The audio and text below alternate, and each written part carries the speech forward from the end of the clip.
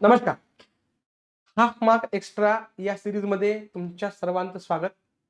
बघा, आज आपण जो क्वेश्चन डिस्कस करणार आहे, ते भारताच्या 2 महत्त्वाच्या पॉलिसीवरचा प्रश्न आहे आणि त्या 2 पॉलिसीमधला नेमका काय फरक या आधारे हा क्वेश्चन फ्रेम केला गेलेला आहे.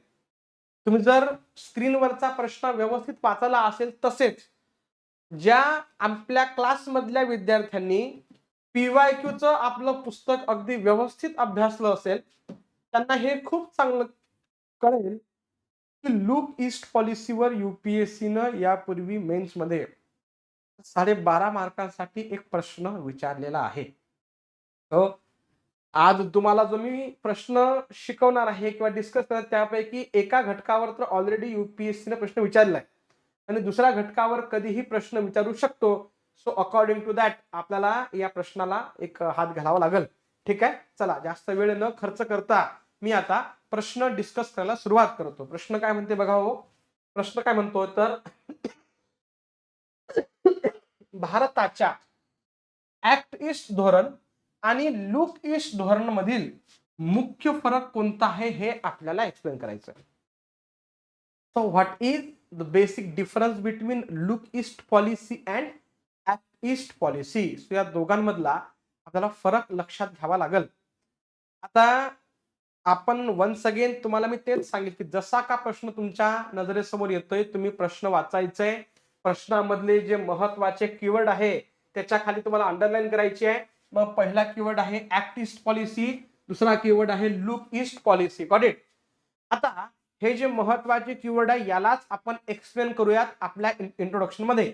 नंतर मग बॉडी कसं काय येईल वगैरे वगैरे त्याचा आपण डिस्कशन नंतर करू.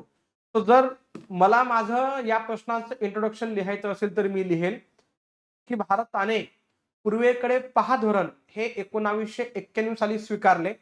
तसेच पूर्वेकडे कृती करा धोरण हे 2014 पासून त्याची अंमलबजावणी सुरू केलेली आहे. या धोरणांचा हेतू भारताच्या पूर्वेकडील देशांसोबत आपले विविध क्षेत्रांतर्गत संबंध मजबूत करणे हा होता.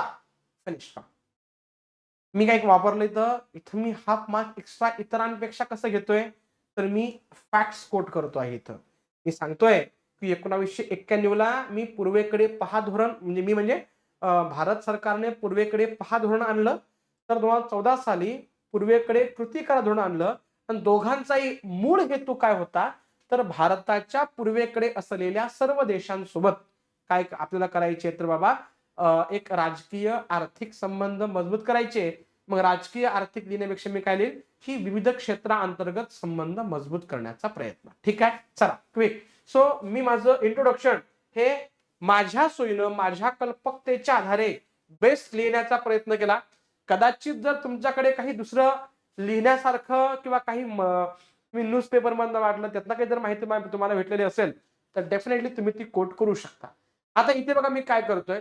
त्यांनी काय म्हटलं होतं लुक ईस्ट आणि ऍक्ट ईस्ट या धोरणामधला फरक स्पष्ट करा. मग इथे छान अशी मी मस्त डायग्राम काढेल आणि या डायग्रामच्या माध्यमातून मी 2 धोरणामधला फरक सांगण्याचा प्रयत्न करेल. मॅटर खलास. आता इथेच बघा तुम्हाला काय दिसतं तर लुक ईस्ट. आता लुक ईस्टला मराठीमध्ये पूर्वेकडे पहा म्हणतात आणि ऍक्ट ईस्टला पूर्वेकडे कृती करा असं म्हणतात. तर बघा इथं लुक ईस्ट धोरण हे 1991 साली पी.व्ही. नरसिंहराव पीएम होते त्यांच्या लिडरशिप खाली आणलं गेलं. तर ऍक्ट ईस्ट धोरण 2014 साली नरेंद्र मोदी यांच्या नेतृत्वाखाली आणलं गेलं. लुक ईस्ट हे एक पॅसिव्ह काय निरीक्षणात्मक धोरण होतं. तर ऍक्ट ईस्ट हे कृतीशील धोरण होतं.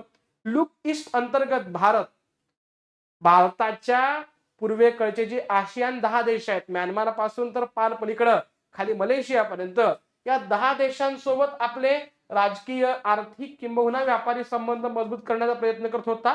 मात्र ऍक्ट ईस्ट सोबत भारताच्या पूर्वेकडे असलेले सर्वच देश मग ते आशियान देश पण आले, जापान पण आला, तायवान पण आला, चीन आला, साऊथ कोरिया, नॉर्थ कोरिया, खाली ऑस्ट्रेलिया, न्यूझीलंड, वेगवेगळे पॅसिफिक समुद्रामधली लहान मोठी बेट.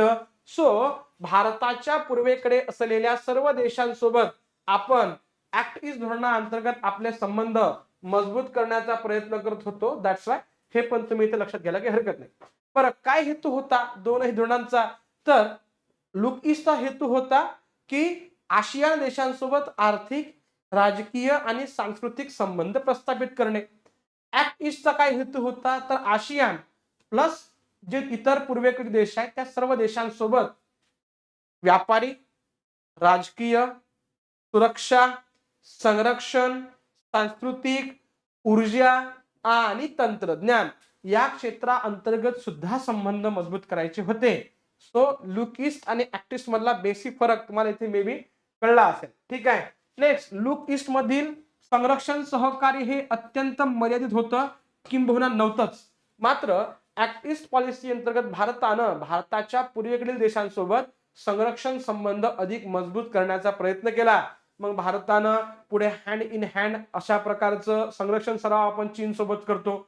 नंतर मग जापान सोबत आपण धर्मा गार्डियन सारखा एक युद्ध सराव करतो. आणि जगातले इतरही पूर्वेकडचे देश आहेत जे भारताच्या पूर्वेकडचे आहेत, तुम्ही उदाहरण लिहू शकता. पुढे ईशान्य भारताशी संबंध, तर लुक ईस्टच्या माध्यमातून ईशान्य भारताचा विकास करायचा हेतू होता. मात्र त्या धोरणाला यश प्राप्त झालं नाही.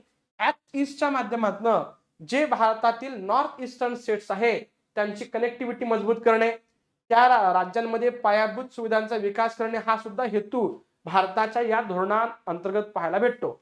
व्यवहाराचं स्वरूप म्हणा किंवा प्रभाव वगैरे ह्या बेसिक गोष्टी आहेत. जर तुम्ही हे वरचे 5-6 जरी मुद्दे लिहिण्याचा प्रयत्न केला तरी अगदी चांगल्या प्रकारे आपण या प्रश्नाला ऍड्रेस केलेला आहे असं आपण डेफिनेटली म्हणू शकतो. आणि अल्टिमेटली मग आपण आपल्या उत्तराच्या समारोपाकडे जाऊयात आणि आपण हे सांगू शकतो की भारताला 21व्या शतकात तिसऱ्या जगाचा नेता बनायची इच्छा आहे.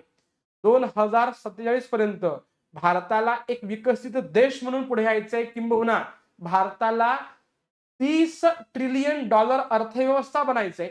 आणि या सर्व उद्दिष्टांच्या परिपूर्तीसाठी भारताने लुक ईस्ट आणि ऍक्ट ईस्ट या धोरणांची अंमलबजावणी गेल्या काही काळापासून सुरू केलेली आहे, ज्याचा परिणाम हा आपल्याला विविध क्षेत्रांतर्गत जो भारताचा वाढता प्रभाव आहे, मग तो हिंद महासागरात, पॅसिफिक महासागरात किंबहुना महत्वाच्या जागतिक संस्थांवर हा दिसतोय. सो आपण असं म्हणूयात की इंडो पॅसिफिक क्षेत्रामधील भारताचं सहकार्य भारताचा प्रभाव अधिक मजबूत करण्यासाठी लुक ईस्ट आणि ऍक्ट ईस्ट धोरण हे भारताकरता अत्यंत महत्वाचं असेल. थांबूयात आपण. धन्यवाद.